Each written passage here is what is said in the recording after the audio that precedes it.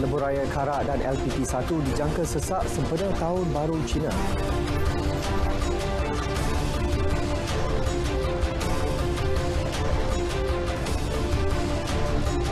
Rekahan baru akibat hujan lebat dikesan di Lestari Perdana.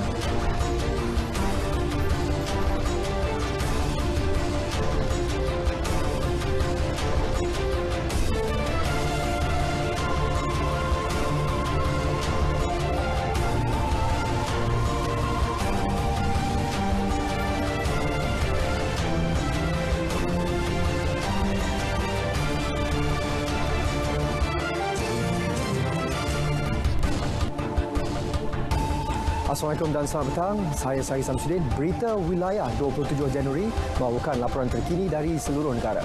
Seperti biasa, lintas langsung dari Sabah dan Sarawak bakal mengisi paparan petang ini. Turut bersama lintas langsung dari Kuala Lumpur. Terus setia bersama kami.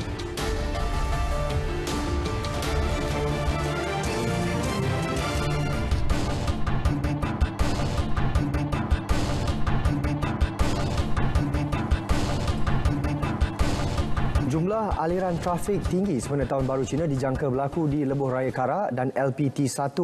Syarikat Konsesi Annie Berhad menasihati pengguna jalan raya yang mahu ke Pantai Timur merancang perjalanan sebagaimana yang dicadangkan pihaknya dan Lembaga Lebuhraya Malaysia.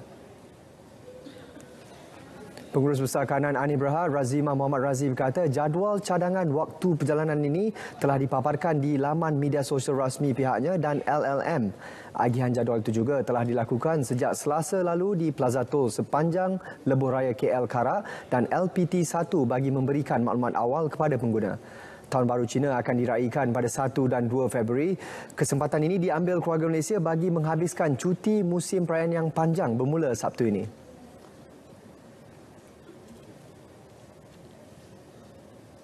Dalam pada itu, di Melaka dijangkakan 120,000 kenderaan akan memasuki negeri itu sempena cuti perayaan ini. Ketua Polis Melaka, Datuk Abdul Majid Muhammad Ali menyasarkan sifar kemalangan maut menerusi Ops Selamat ke-17 sempena Tahun Baru Cina yang bermula esok hingga 6 Februari.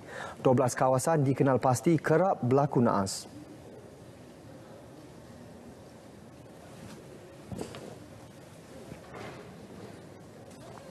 Di Kelantan, hampir 800,000 kenderaan dijangka masuk ke negeri itu sempena Tahun Baru Cina. Justru Ketua Polis Kelantan, Datuk Syafiin Mamat memohon kerjasama orang ramai menggunakan peluang ini sebaik mungkin dengan mematuhi SOP cegah COVID-19 dan mengelak kemalangan. Pada tahun 2020, kes kemalangan di negeri itu meningkat kepada 498 kes berbanding tahun sebelumnya. Pelancaran Ops Selamat berlangsung di Tunjung, Kota Baru.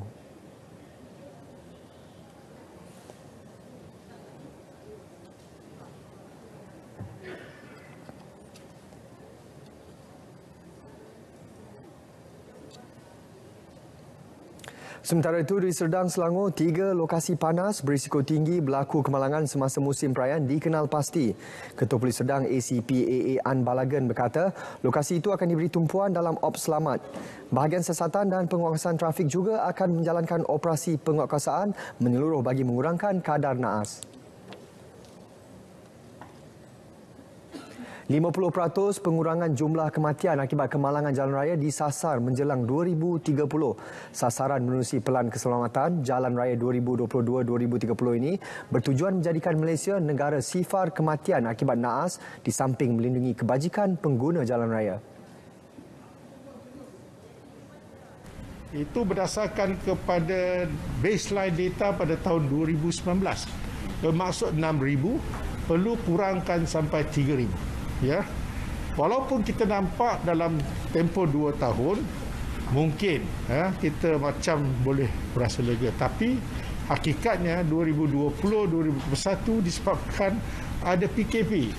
Kenderaan sebenarnya tak dibenarkan berada di atas jalan raya, tapi meskipun faktor itu kita nampak pada tahun 2020 kita masih lagi mencapai angka 4,634.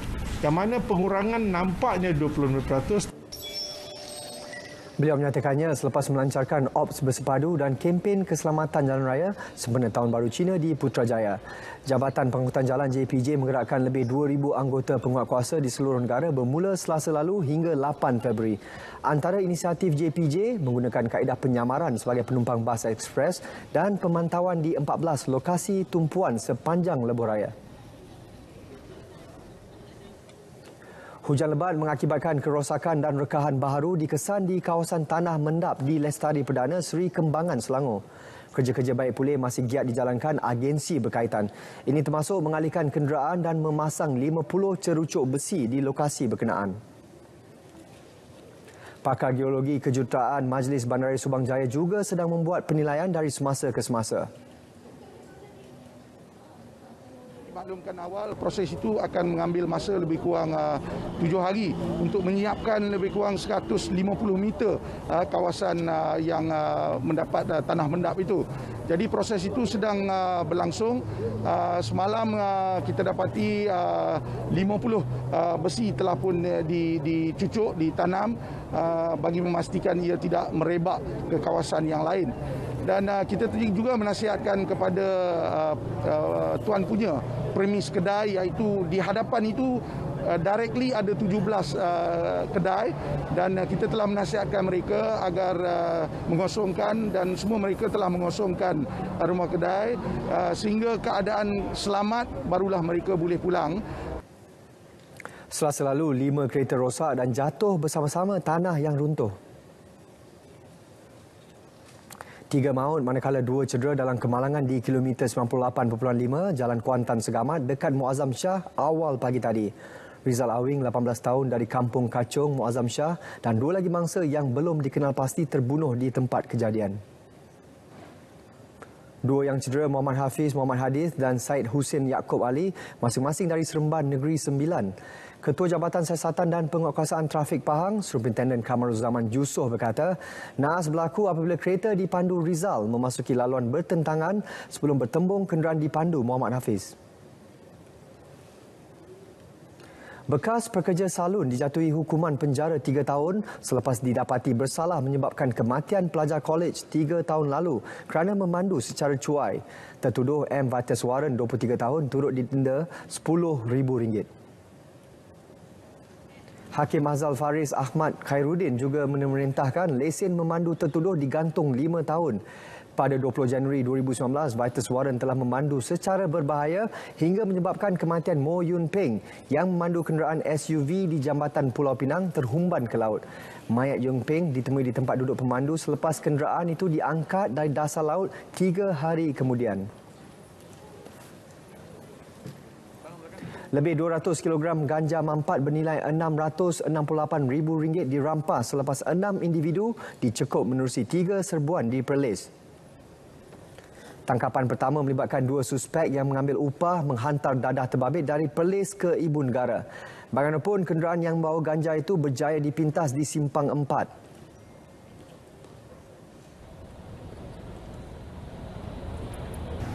Serbuan kedua iaitu tindakan susulan.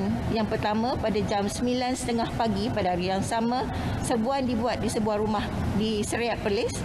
3 lagi suspek dalam lingkungan umur 28 tahun hingga 45 tahun telah berjaya ditangkap dan telah merampas dadah jenis ganja seberat 1.03 kg dengan harga pasaran bernilai RM2,575.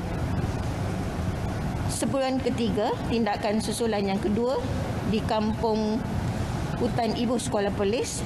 1 lagi suspek berumur 28 tahun berjaya ditangkap, dipercayai mempunyai kaitan dengan sindiket pengedaran dadah.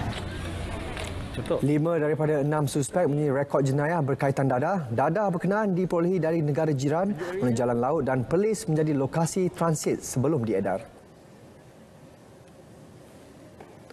Di Sungai Petani, Kedah, 2 beranak dipercayai terlibat sendiket dadah ditahan di Jalan Kampung Teluk Sungai Layar. Penahanan warga emas masing-masing berusia 52 dan 75 tahun ini turut menemukan 9 ketul ganja mampat bernilai hampir RM23,000 dalam kenderaannya. Ketua Jabatan Siasatan Jenayah Narkotik Kedah, ACP Muhammad Taufik Maidin berkata, turut disita wang tunai kira-kira RM1,000. Kedua-dua suspek yang tidak mempunyai rekod jenayah lampau direman seminggu.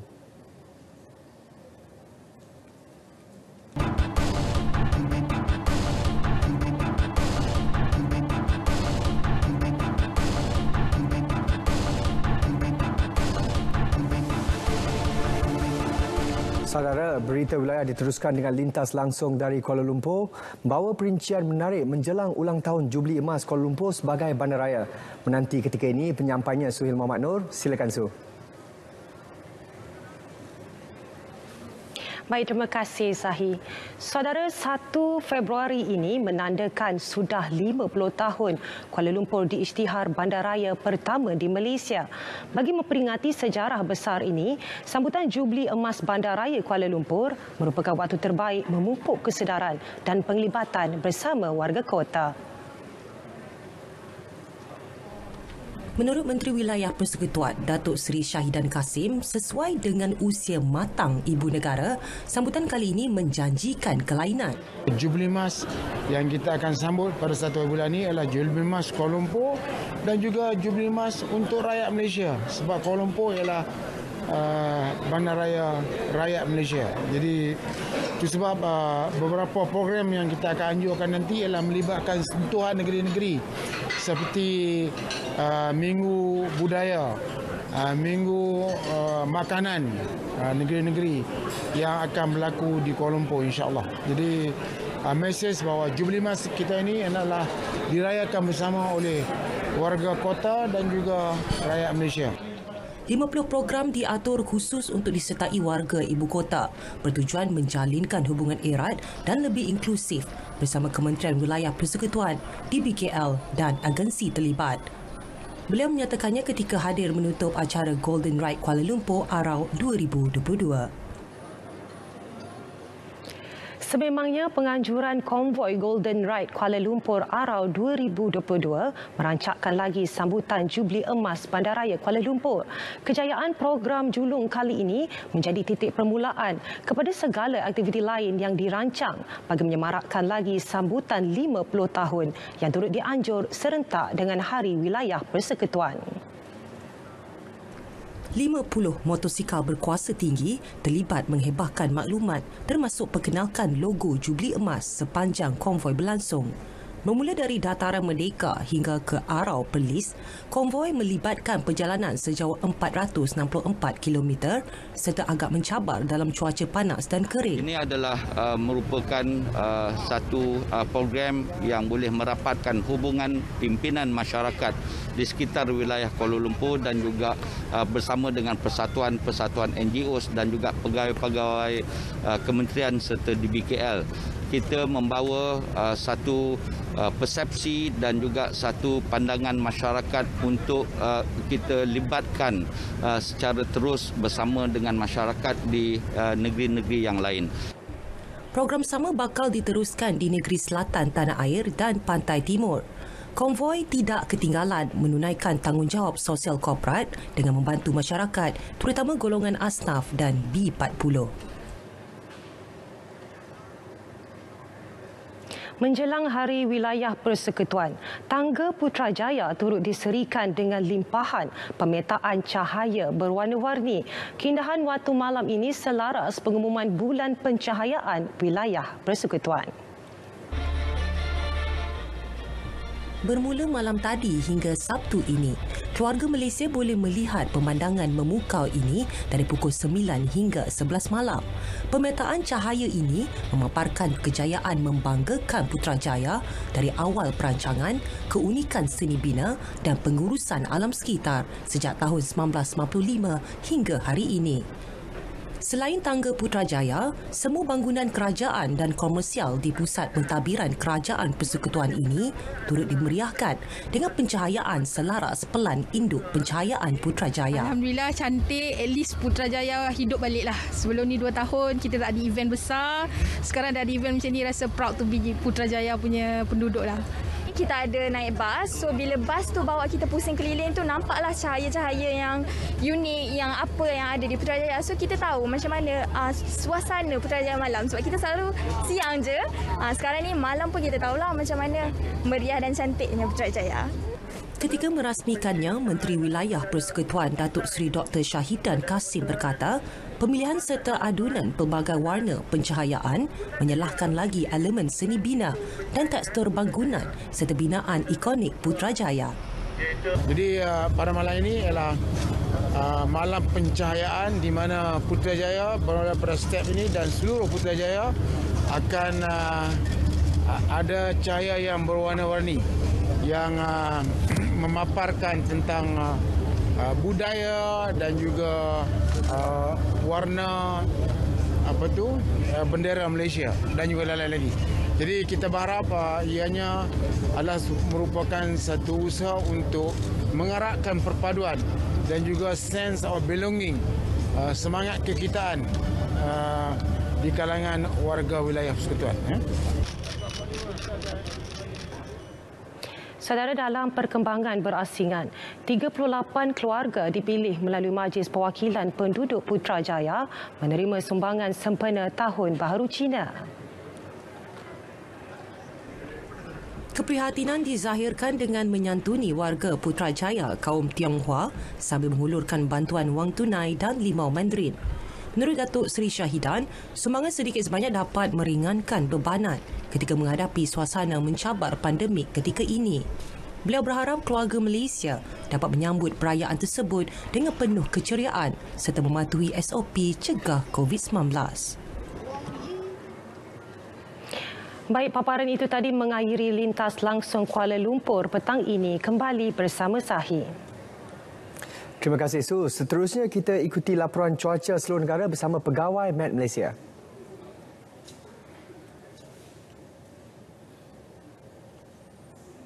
Assalamualaikum dan salam sejahtera. Seperti diramalkan, hujan berseteru petir kini sedang berlaku melibatkan beberapa negeri di pantai barat semenanjung Malaysia, melibatkan di negeri Perak, di negeri Selangor, begitu juga di selatan di negeri Kedah. InsyaAllah hujan yang berlaku ini kita jangkakan akan beransur-ansur reda menjelang ke lewat petang nanti.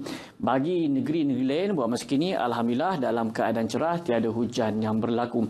Baik, bagi negeri Sabah keadaan yang berbeza berlaku, yang mana pada ketika ini hujan berserta ribut petir kini sedang berlaku dan ianya lebih tertumpu di bahagian pantai barat, melibatkan di bahagian Kudat, pantai barat, Labuan dan juga di bahagian pedalaman. Begitu juga di bahagian utara negeri Sarawak yang melibatkan bahagian Limbang dan juga bahagian Miri.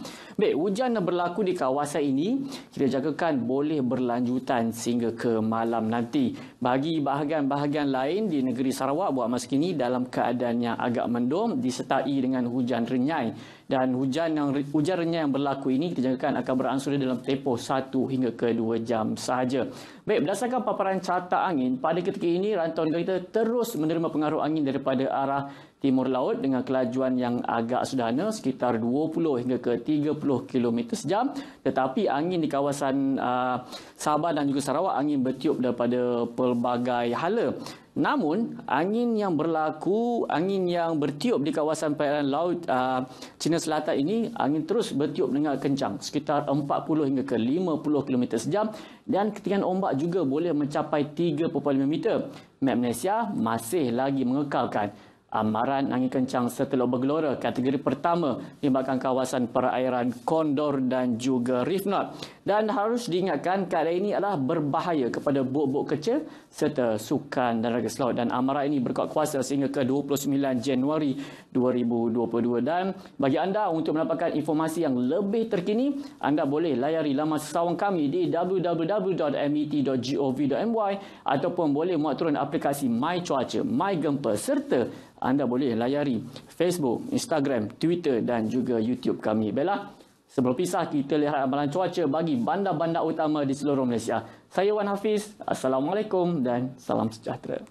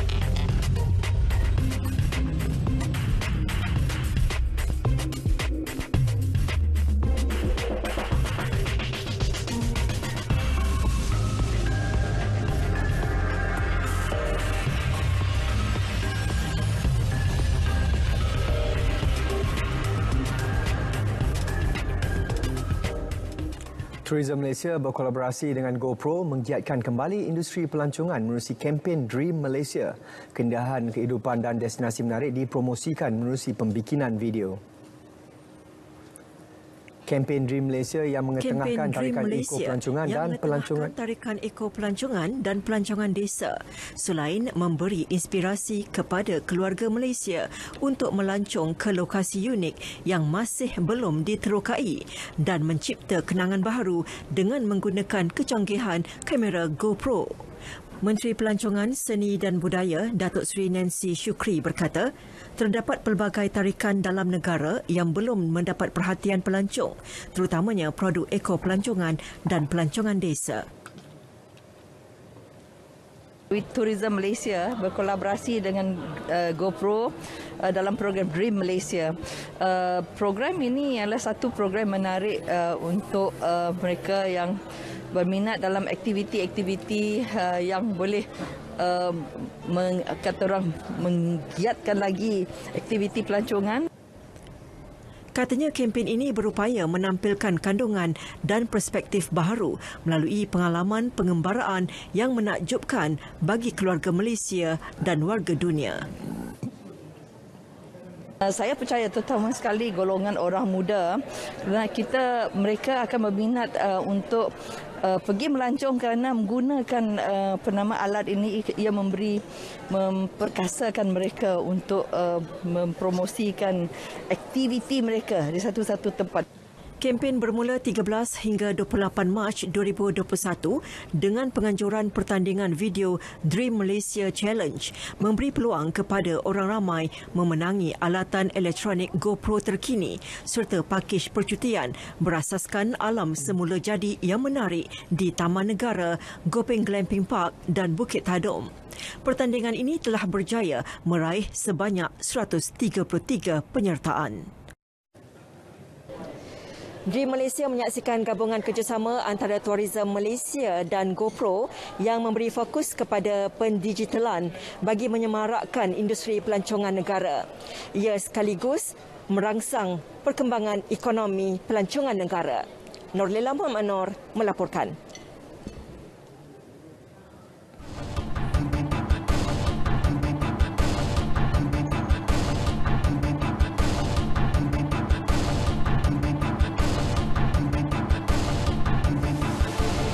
Beralih pula ke negeri di bawah bayu. Fokus hari ini mengenai usaha Sabah menambah pusat pemasaran IKS serta suasana sambutan Tahun Baru Cina di sana. Perinciannya terus ke Kota Kinabalu bersama Jovinia Jim Lajim. Ya, Zahir, kerajaan akan membuka 4 lagi pusat produk industri kecil dan sederhana IKS tahun ini bagi membantu mempromosi dan menjual produk keluaran tempatan di Sabah yang melibatkan peruntukan RM5.76 juta yang disalurkan kepada Jabatan Pembangunan Perindustrian dan Penyelidikan DIDR dalam Belanjawan Negeri 2022. Ketua Menteri Datuk Seri Panglima Haji Jinor berkata 4 pusat produk IKS itu akan dibuka di daerah Tawau, Keningau, Kota Marudu dan Tuaran, manakala satu lagi pusat yang sama sedang dibangunkan di Papar dan dijangka beroperasi dalam tempoh terdekat. Pembukaan lebih banyak pusat produk IKS ini akan membantu menjayakan kempen beli belah barangan buatan Sabah sekaligus memberi impak kepada sektor peruncitan. Setakat ini terdapat 3 pusat produk IKS yang beroperasi di Wisma Tun Fuad Stephens, Kota Kinabalu, Beaufort dan Ranau. Datuk Haji G menyatakan demikian ketika berucap merasmikan kempen beli belah barangan buatan Sabah di Kiaburi Plaza, Ranau. Dalam ucapannya, Datuk Haji G turut memaklumkan DIDR turut bekerjasama dengan pasaraya dan kedai serbaneka tempatan di Sabah dan Labuan. Ia antara usaha kerajaan membantu usahawan IKS yang terjejas akibat pandemik COVID-19. Mantan Ketua Pegawai Eksekutif salah satu anak syarikat Yayasan Sabah, Zulkifli Yusof, mendahului senarai 129 penerima darjah kebesaran, bintang dan pingat negeri Sabah sempena hari jadi rasmi ke-68 yang di-Pertuan Negeri Tun Dr. Johar Datuk Mahiruddin di Istana Seri Kinabalu hari ini. Beliau menerima anugerah Ahli Setia Darjah Kinabalu, ASDK. Turut menerima ASDK Ketua Daerah Lumadan Beaufort OKK Tajuddin Asari, Muhammad Arif Abdul Hamid, Pengarah Muzium Sabah serta 10 lagi penerima lain. Sementara itu, Datin Sarina Abdullah, Pengerusi Persatuan Wanita Tuaran, mendahului senarai penerima Ahli Darjah Kinabalu ADK diikuti Pengarah Perpustakaan Negeri Sabah Hajah Fatimah Abdillah, Pegawai Daerah Kota Belud Dianah Abdullah serta 10 penerima yang lain. Seramai 13 individu menerima gelaran Ahli Setia Darjah Kinabalu ASDK, 13 Ahli Darjah Kinabalu ADK, 37 penerima Bintang Setia Kinabalu BSK, 60 penerima Bintang Kinabalu BK dan 6 individu menerima Pingat Perkhidmatan Terpuji SK. Keluarga Malaysia dalam konteks Sabah Maju Jaya bukan lagi suatu perkara asing di negeri ini. Diilhamkan Perdana Menteri Datuk Seri Ismail Sabri Yaakob dan Ketua Menteri Sabah Datuk Seri Panglima Haji G. Nor terus menjadi aspirasi perpaduan malar hijau dalam masyarakat majmuk yang mudah diterjemahkan melalui persediaan sambutan perayaan seperti Tahun Baharu Cina. Meskipun masih dalam kawalan SOP pandemik COVID-19, ini tidak menghalang warga bandaraya membuat persediaan menjelang sambutan Tahun Baharu Cina. Penganjuran Karnival Tahun Baharu Cina Anjuran Gabungan Persatuan Cina Sabah bersama Dewan Bandaraya Kota Kinabalu yang bermula sejak 22 hingga 29 Januari ini di dataran Diasoka Kota Kinabalu jelas menampakkan keharmonian kepelbagaian kaum. Kita rasa beruntung kerana selama 2 tahun kita tidak merayakan Tahun Baru Cina secara membuka gerai-gerai. Sabah memang dari dulu sudah keluarga Malaysia. Ini memang baiklah untuk masyarakat, terutama sekali dari segi menjana ekonomi. Kita jangan lupalah untuk sentiasa menjaga SOP. Memang dia sangat baguslah untuk kami sebab sebelum ni kita semua tahu kan yang PKP ini sampai 6 bulan. Jadi kami yang bergantung harap dengan peniaga-peniaga macam seperti kami ni yang lebih baiklah untuk kepada peniaga-peniaga kecil, untuk di naik taraf semua kan. Oh ya, banyaklah benda-benda yang mau dimakan. Banyak benda-benda yang kita rindu mau makan lah. 就有机会在这里摆，就可以出来，就请大家跟着 SOP 戴口罩，用那个 sanitizer， 对，也是很好啦。他们也是每个人都有跟做 SOP 哦，保护自己跟我们的 family 咯。很多都是华人哦，都是看到有很多马来人在跑。 Benarlah dalam rezeki yang kita peroleh itu ada rezeki orang lain. Yang pasti, teruskan toleransi serta hormat menghormati apa juga sambutan perayaan, jadikan ia sebagai kebahagiaan. Keluarga Malaysia, Sabah Maju Jaya. 15 usahawan industri kecil dan sederhana di Sabah akan diangkat ke peringkat antarabangsa melalui program Global Entrepreneur One Stop Center GloPac. Diwujudkan pada Januari 2021, GloPac adalah kerjasama kumpulan Yayasan Sabah KYS dan teraju di bawah Dana Pembangunan Usahawan Bumi Putra 2020 Sabah. Usaha ini adalah sebahagian inisiatif rancangan Malaysia ke-11. Majlis menandatangani surat tawaran telah berlangsung di Menara Tun Mustafa, Kota Kinabalu. Saya rasa produk dari Sabah tidak memperkenalkan kepada di luar negara. So dengan Glowpack dia menolong kita untuk mengguidekan kita untuk jumpa potential customer dan boleh guide kita untuk packaging. Program Glowpack ini memang sangat membantu perniagaan usahawan, khususnya dari segi penyediaan platform untuk pemasaran di peringkat antarabangsa. Glowpack ini adalah satu platform yang terbaik untuk usahawan untuk mengembangkan dia punya bisnes tu. Kan sekarang ni kita tahu yang kita banyak bermain di tempat sendiri. Usahawan tempatan tersebut akan mempromosikan 16 produk, 70 jenis kraft tangan dan 108 unit penyimpanan stok terdiri 38 makanan dan minuman serta kosmetik. Usaha ini kini dalam fasa ekspor ke United Kingdom, Perancis, Jerman, Belanda, China, Taiwan, Hong Kong, Macau, Indonesia dan Thailand. Petronas melalui Yayasan Petronas menyumbang kepada masyarakat kaum Tionghoa kategori B40 sempena sambutan perayaan Tahun Baharu Cina tidak lama lagi. Bantuan melalui program Sentuhan Kasih Tahun Baharu Cina ini merupakan tanggungjawab sosial korporat CSR Petronas. Ketua Petronas Sabah dan Wilayah Persekutuan Labuan, Siti Ayu Haniza Wahab berkata, usaha tersebut bagi memenuhi 3 teras iaitu pendidikan, kesejahteraan dan pembangunan masyarakat dan alam sekitar. Dengan kerjasama ini, kami dapat menyantuni masyarakat kaum Cina yang merayakan perayaan ini dan diharapkan sedikit sebanyak sumbangan kami ini dapat membantu meringankan beban dan memeriahkan lagi sambutan perayaan mereka.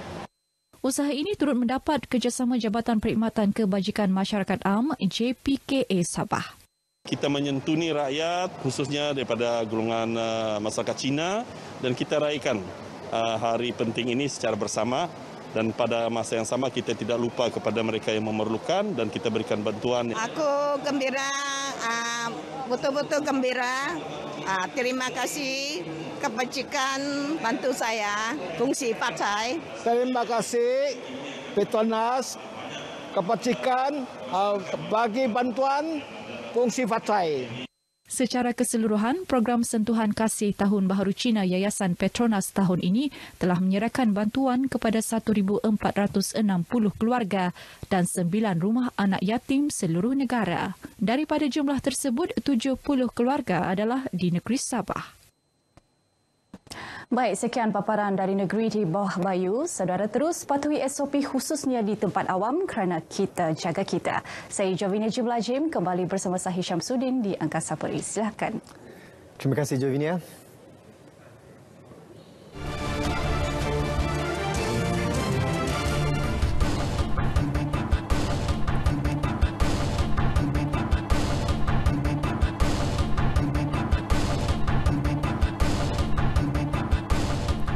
Perkembangan dari Sarawak antaranya mengenai saringan kendiri kit ujian pantas RTK Antigen pada sambutan Tahun Baru Cina. Buma, silakan. Baik Sahih, terima kasih. Lakukan saringan kendiri kit ujian pantas RTK Antigen sebelum berjumpa ahli keluarga dan sahabat andai. Itu antara peringatan yang dikongsikan oleh Timbalan Ketua Menteri Datuk Seri Dr. Sim Kui Hian dalam akaun Telegram beliau bersempena sambutan Tahun Baru Cina yang bakal disambut Selasa depan. Datuk Seri Dr. Sim berkata pastikan juga tetamu yang datang berkunjung telah melakukan saringan kendiri tersebut bagi mengelak penularan COVID-19. Selain itu, beliau menasihatkan orang ramai untuk lebih selektif dan merekodkan senarai nama tetamu jika menjadi tuan rumah untuk kunjungan Tahun Baharu Cina. Dalam pada itu, orang ramai diingatkan untuk tidak berjumpa atau berkunjung jika tidak sihat walaupun dengan simptom yang ringan atau telah diuji negatif kerana keputusan berkenaan berkemungkinan keputusan yang salah. Datuk Seri Sim turut mengingatkan orang ramai agar mengutamakan sistem pengudaraan yang baik dengan sentiasa membuka pintu dan tingkap semasa menerima kunjungan tetamu. Tuan rumah juga diingatkan untuk melakukan sanitasi selepas majlis selesai. Yang di-Pertuan Negeri Sarawak Tun Pehin Sri Abdul Taim Mahmud hari ini menerima kunjungan hormat daripada Pengarah Penyiaran Negeri Sarawak yang baharu, Nazrul Hakim Madnoh. Nazrul Hakim memaklumkan pertemuan itu bagi membincangkan hubungan kerjasama yang telah terjalin antara RTM Sarawak dan Kerajaan Negeri. Nazrul berkata perjumpaan sulung beliau bersama Yang di-Pertuan Negeri itu antara lain mengetengahkan ehwal semasa pembangunan di Sarawak selain terus menyediakan rancangan siaran televisyen dan radio yang relevan dan terbaik untuk rakyat di negeri ini. Ini mendekatkan lagi lah hubungan antara Jabatan Penyiaran dengan Kerajaan Negeri, terutama sekali di pihak istana lah. So saya rasa kita mampu meneruskan lagi lah program-program kerjasama yang kita buat selama ini dengan baik dan kita mampu teruskan. Itu harapan kita. Dan tadi pun secara tidak langsung apabila Tun sendiri menyatakan bahawa bintang kecil dan bintang P.Ramlee itu harus diteruskan. So insyaAllah this year kita akan laksanakan. Beliau berkata demikian kepada pemberita di kediaman rasmi Yang di-Pertuan Negeri di Demak Jaya, Petra Jaya, Kuching. Pembangunan infrastruktur seperti sekolah yang dikategori sebagai daif terus dititikberatkan. Ahli Parlimen Sibuti Lukan Isman Awang Sauni berkata, ia bagi memastikan warga sekolah menikmati suasana pembelajaran yang kondusif. Lukan Isman memberitahu sejak tahun 2018 sehingga tahun lepas, lebih 10 buah sekolah daripada 38 buah sekolah sedang dan akan dibina baru. Antara sekolah terlibat adalah Sekolah Kebangsaan, SK Batuniah dan SK Rancangan Sepupuk. Beliau juga menyatakan klinik daerah Subis juga akan dibina semula di tanah seluas lebih 2 hektar di kawasan Sepupuk. Beliau yang berucap di Miri pada Majlis Sambutan Pra-Tahun Baru Cina 2022 anjuran Pusat Hikmat P218 Sibuti.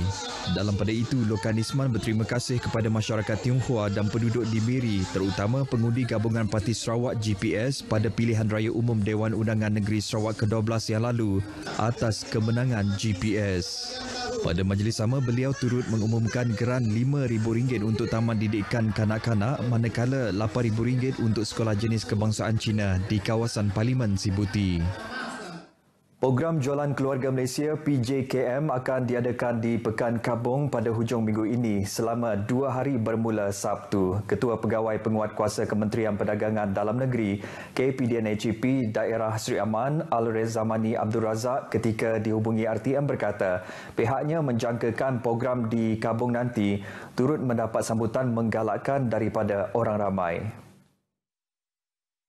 Jelas Al-Rezamani, ia merupakan program yang kedua dianjurkan untuk penduduk di bahagian Betong selepas sambutan yang amat menggalakkan daripada penduduk di kawasan pusat minggu lepas. Ujar beliau sepanjang 2 hari program itu berlangsung kelak, KPDNHP bersama-sama pihak pembekal akan menawarkan barangan keperluan harian pada harga yang lebih murah berbanding di pasaran. Antara barangan yang ditawarkan adalah ayam standard, telur ayam pelbagai grade, gula pasir, minyak masak dan tepung gandum. Tambah Al-Rezamani lagi, maklum balas yang diterima daripada orang ramai pada 2 program sebelum ini iaitu di Seri Aman dan Pusak, mereka mahu program tersebut dapat dianjur secara berkala. Ia secara tidak langsung dapat meringankan kos sara hidup mereka dalam situasi harga barangan yang dilapor kian meningkat ketika ini.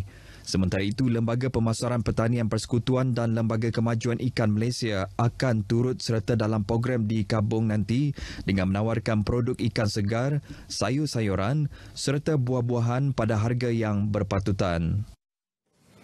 Baik saudara, sekian berita dari Sarawak. Kita kembali bersama Sahi di Angkasa Puri. Silakan Sahi. Terima kasih Buma. Kita akan berhenti berehat seketika dan akan kembali selepas ini. Apa yang anda cari bila suatu perkabaran diragui? Tentunya sumber informasi pasti. Seiring evolusi teknologi, platform maklumat dan interaksi. Di TV maupun aplikasi hujung jari, kami setia menemani. Tak henti meyakini. Mendokong fakta, menolak dusta. Inilah realiti implikasi bila yang tersebar tiada medium penjelasan sebenar. Kerana setiap peristiwa yang terjadi boleh mengundang salah persepsi. Inilah sebab mengapa kami di sini merungkai isu, membawa fakta. Percayalah, tanpa kebenaran tiada hari yang sempurna. Hilangkan ragu, lenyapkan persoalan. Kami sumber rujukan anda. Berita perdana setiap hari 8 malam, sahih dan berimbang.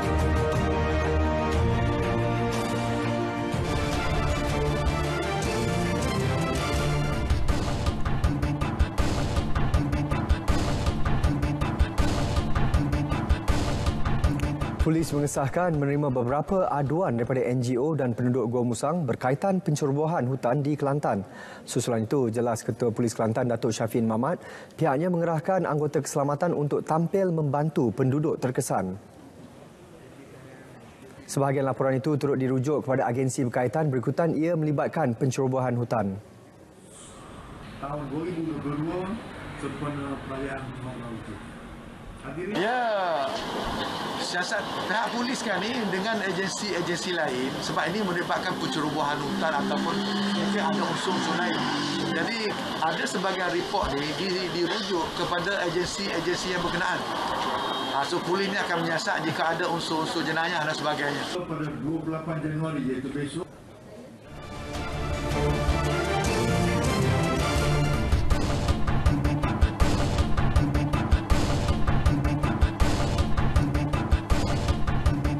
RM22.5 juta kerugian dialami sektor agro makanan di Negeri Sembilan akibat banjir baru-baru ini.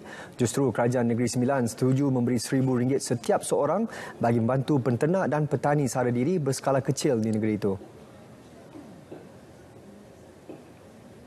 Bukan nak ganti rugi, tak mampu kita dapat ganti rugi. Tetapi sebagai rasa simpati kerajaan negeri bersama-sama petani-petani kecil kita, peternak-peternak dan juga yang mereka yang terlibat dalam agro makanan di Negeri Sembilan ini. Turut dikecualikan bayaran fee kepada penduduk terjejas banjir yang mahu mendapatkan dokumen salinan penting berkaitan hak milik tanah dan surat perakuan nikah cerai. Terminal Bas Melaka Sentral akan dipindahkan ke satu lokasi sementara agar projek pembangunan terminal berkenaan dapat dilaksanakan. Tindakan bertujuan mengoptimumkan penggunaan tanah di kawasan tersebut. Lokasi penempatan sementara stesen bas akan dibangunkan di tapak lama Pasar Besar Melaka sementara menunggu projek pembangunan itu siap dalam tempoh 3 hingga 5 tahun.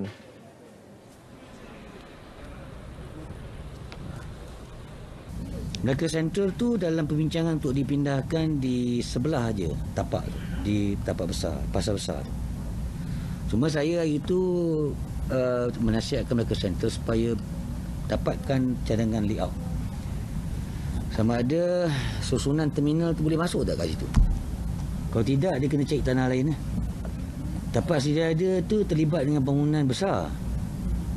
Dan pada masa yang sama, tapak tu pun perlu dilihat tentang kesesuaian semula.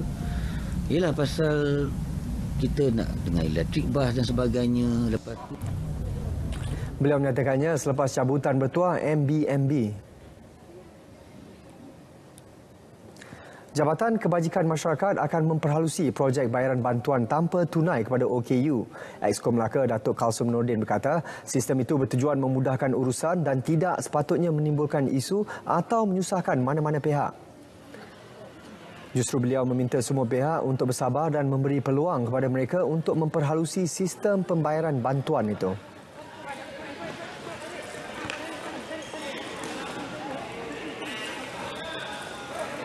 Dan memang jadi tanggungjawab kita lah dan banyak kita perbahaskan di dalam mesyuarat.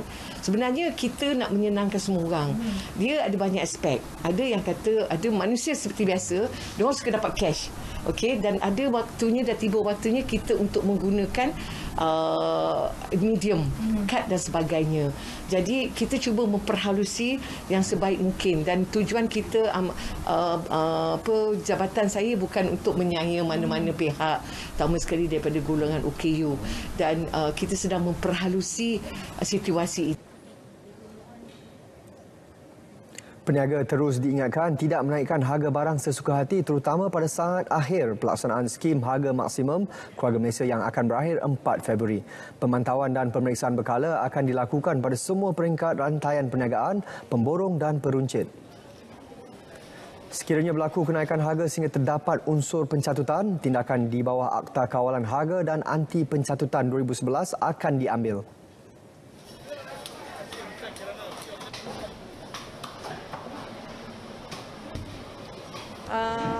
Bila kita buat skim kawalan harga, semua peniaga didapati mengikut kita punya kawalan harga lah. Kita takut nanti bila dah habis skim kawalan tu, dia akan naikkan harga dengan sewenang-wenangnya.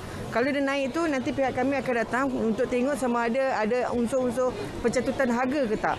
Sebab kita tak nak kalau dia harga naik tapi melibatkan pencatutan harga tu dan kita boleh jadikan kes lah. Kita takut yang tu lah. Kita tak nak orang ambil opportunity untuk sewenang-wenangkan menaikkan harga.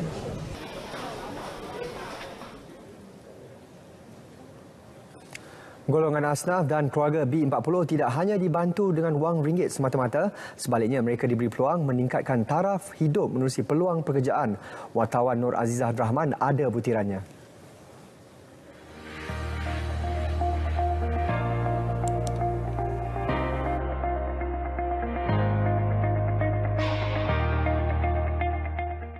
Inisiatif digerakkan Wakaf An-Nur dengan kerjasama Majlis Agama Islam Negeri Johor.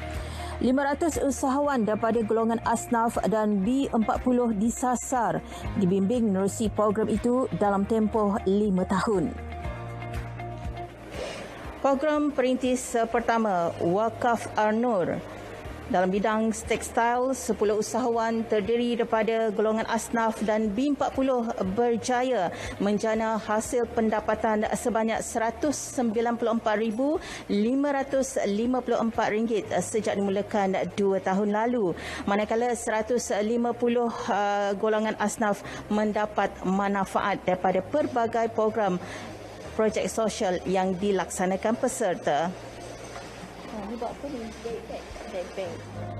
Inisiatif melahirkan usahawan yang mampu mengembangkan perniagaan dan sekaligus menyumbang kepada pembangunan ummah melalui zakat dan wakaf. Ataupun kalau sebelum ni sebagai penerima zakat kepada mereka yang membayar zakat. Inilah matlamat kita pada akhirnya. Ini telah pun berlaku. Sebahagian daripada peserta kita ni telah membayar zakat dan ada yang telah berwakaf. Jadi ini satu pada saya satu kejayaan yang harus kita kembangkan dan kita teruskan. Menerusi program itu, para peserta diberi latihan dan melalui fasa inkubasi selama 6 bulan. Mereka kemudian diberi geran bantuan sehingga RM20,000. Alhamdulillah banyak manfaat kerana di dalam program ini kami semua memang dah ada skill dalam bidang jahitan. Cuma untuk cara untuk memasarkan, untuk memperluaskan lagi kami punya perniagaan, bukan sahaja untuk berniaga untuk diri sendiri tapi juga untuk membina empire dan juga membantu lebih ramai orang. Memang banyak manfaat lah. Kira selain dia membantu kira golongan sosial, secara sosial, kira terlibat, kira membantu juga kira golongan-golongan yang memerlukan lah. Untuk program ni dia memang macam membantulah program asnaf semua sebagai macam salah satu dia orang punya sumber pendapatan. Macam kita pun daripada golongan tersebut kita diajarlah, dididik kan untuk mencubakan dalam bidang keusahawanan ni lah. Jadi daripada situ kita pun dapat bantu juga golongan asnaf, golongan B40 ni untuk sama-samalah naik. Ekoran sambutan menggalakkan dalam program perintis bidang tekstil, inisiatif diperluas ke program bidang gunting rambut. Nur Azizah Rahman, Berita RTM. Radio Klasik dengan kerjasama Majlis Agama Islam Negeri Johor menyantuni 3 artis veteran 60-an iaitu Zaleha Amin, Aida Agil dan A. Halim menerusi program Masih Ada Yang Sayang. Mereka menerima sumbangan wang tunai dan barang keperluan harian serta produk industri kecil sederhana keluaran asnaf Majlis Agama Islam Selangor. Program ini dilaksana semula selepas terhenti berikutan Perintah Kawalan Pergerakan.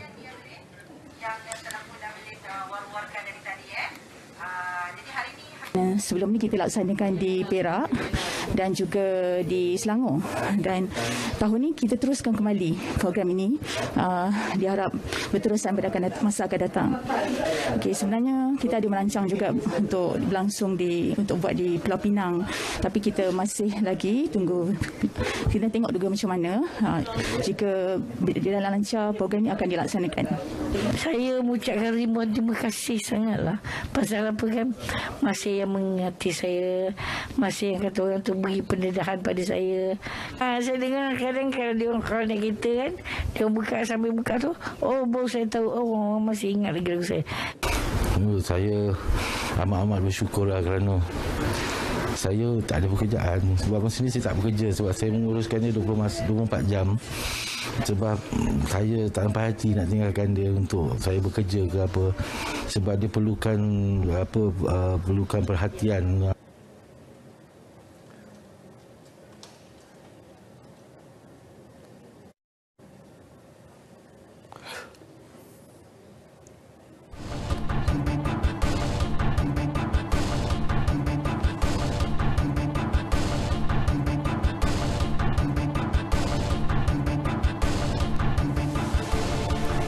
Dianggarkan 17,000 tan sisa makanan dilupuskan setiap hari di Perlis.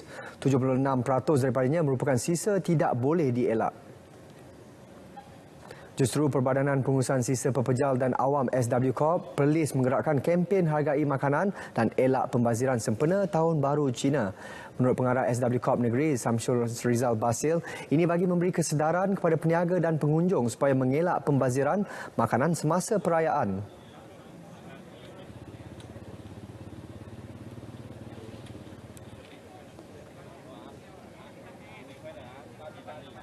Kita juga menyerulah kepada semua penduduk negeri Perlis yang pelbagai kaum supaya mengamalkan kebersihan dan mengelakkan pembaziran makanan. Ini secara tak langsung kita dapat menjadikan Malaysia sebagai sebuah negara bersih, sihat dan sejahtera. Turut dianjurkan kempen jangan guna plastik sekali guna dan anti buang sampah. Meskipun tanpa hujan selama 6 bulan, takungan air Empangan Pedu, Ah Ning dan Empangan Muda Kedah masih mampu menyalurkan air bagi keperluan penanaman padi negeri itu. Ini berikutan paras takungan ketiga-tiga Empangan berkenaan melebihi 80%. Pengurusi Lembaga Kemajuan Pertanian Muda Mada, Ahmad Tarmizi Sulaiman berkata penanaman padi fasa 1 dijangka pada April ini dan mesyuarat penyelarasan penjualan penanaman padi akan diadakan bulan depan. Setakat semalam, 6.3% padi di kawasan Mada telah dituai dan secara keseluruhan aktiviti penuaian padi dijangka selesai pada penghujung Mac. Dalam perkembangan lain, sejak 2015 hingga 2020, kira-kira 6,000 tan jerami padi berjaya dikumpulkan Mada bagi membantu mengurangkan kos makanan ternakan di negara ini. MOU dimeterai antara Universiti Utara Malaysia dan Institut Pendidikan Pembangunan Belia Malaysia demi membantu pembangunan ekonomi belia. Kerjasama strategi ini akan mengangkat golongan belia ke peringkat lebih tinggi menerusi hasil kajian dijalankan bersama. Hasil kajian akan disampaikan kepada agensi terlibat untuk langkah seterusnya.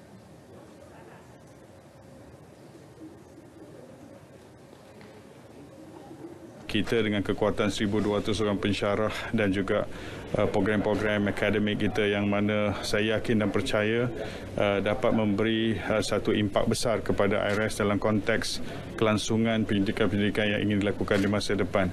Dan saya juga mengharapkan ianya tidak hanya terikat kepada aspek pendidikan tetapi juga latihan, perundingan dan seumpamanya, termasuklah juga community engagement yang boleh kita sama-sama bangunkan.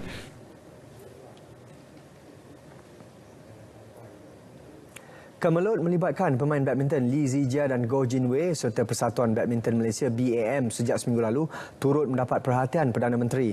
Datuk Seri Ismail Sabri Yaakob sempat meluangkan masa bertemu dengan kedua-dua pemain berkenaan di Perdana Putra tengah hari tadi. Turut hadir pada pertemuan tersebut adalah Presiden BAM Tan Sri Dr. Muhammad Norzal Zakaria. Menerusi hantaran di laman Facebook rasmi beliau, Datuk Seri Ismail Sabri menyatakan kemelut tersebut telah pun selesai. Beliau turut berharap sukan badminton negara terus cemerlang di pentas dunia dan jalur gemilang kembali berkibar di luar negara. Jumaat lepas, BAM mengumumkan untuk tidak mendaftarkan Zijia dalam sebarang kejohanan selama 2 tahun selepas membuat keputusan ingin bergerak secara profesional. Ia sekaligus menimbulkan kritikan dari pelbagai pihak dalam dan luar negara. Walaupun kemarin BAM telah mengesahkan merestui hasrat pemain itu untuk bergerak sendiri. Isu tersebut turut menyaksikan Menteri Belia dan Sukan Datuk Seri Ahmad Faizal Azumu turun padang bertemu sendiri kedua-dua pemain berkenaan. Zijia dan Jin Wei telah pun menghantar rayuan kepada BAM dan keputusannya dijangka akan diumum minggu depan. Ratu Gimnastik Negara Farah N. Abdul Hadi mengakui berdepan cabaran getir dalam mencapai kemuncak prestasinya untuk mengharungi 3 tamasya sukan utama tahun ini. Ini kerana kesemua tamasya itu, Sukan C, Sukan Commonwealth dan Sukan Asia akan berlangsung dalam tempoh agak dekat antara satu sama lain. Memang agak sukar lah sebab memang dekat, tetapi kita memang dah prepare untuk, especially sebagai atlet senior, untuk peak di setiap kejohanan, especially tamasya, untuk buat yang terbaik. So kita akan planning bersama MSN dengan ISN dengan coaches untuk make sure dan kita sihat dan kita boleh buat yang terbaik di 3 tamasya tersebut. Pemenang pingat emas Sukan C 2019 itu pada masa sama memaklumkan beliau kini kembali menjalani latihan sepenuh masa selepas melalui proses pemulihan sejak tahun lepas. Dalam masa sama, atlet kelahiran Selangor itu juga menyambut baik langkah Majlis Sukan Negara MSN menaikkan kadar allowance pemenang perak dan gangsa Sukan C serta Sukan Para ASEAN yang diyakini mampu melonjakkan semangat atlet.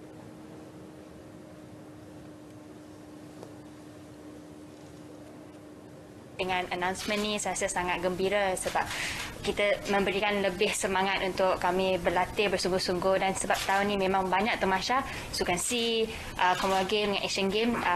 Daripada pihak atlet kami berharap kami dapat berbuat terbaik nanti. Semalam, Menteri Belia dan Sukan Datuk Seri Ahmad Faizal Azumu mengumumkan pemenang perak akan menikmati kenaikan allowance daripada RM800 kepada RM1,500, manakala gangsa pula dari RM800 kepada RM1,000 sebulan. Sukan C di Hanoi, Vietnam akan berlangsung pada 12 hingga 23 Mei, diikuti Sukan Commonwealth di Birmingham, United Kingdom pada 28 Julai hingga 8 Ogos. Sukan Asia di Hangzhou, China pula akan bermula pada 10 September. Liga Super Wanita FAS Pasukan Negeri Sembilan muncul sebagai juara sulung selepas menewaskan Futsals dengan keputusan 1-0 pada pertemuan akhir malam tadi. Aksi yang berlangsung di Stadium Majlis Perbandaran Subang Jaya MPSJ itu menyaksikan Henrietta Justin muncul wira Negeri Sembilan apabila hantaran lintangnya menerjah gawang selepas gawang gagal ditampan kemas penjaga gol lawan pada masa kecederaan. Jaringan tunggal itu sudah cukup untuk memberikan kejuaraan kepada NSWFC. Nur Iza Ashikin, 18 tahun, dinobatkan penjaga gol terbaik selepas kejohanan, hanya dibolosi 1 gol dalam pertandingan ini. Nurul Nadia Roslan pula yang beraksi bersama Futsals menerima trofi penjaring terbanyak kejohanan dengan 10 gol.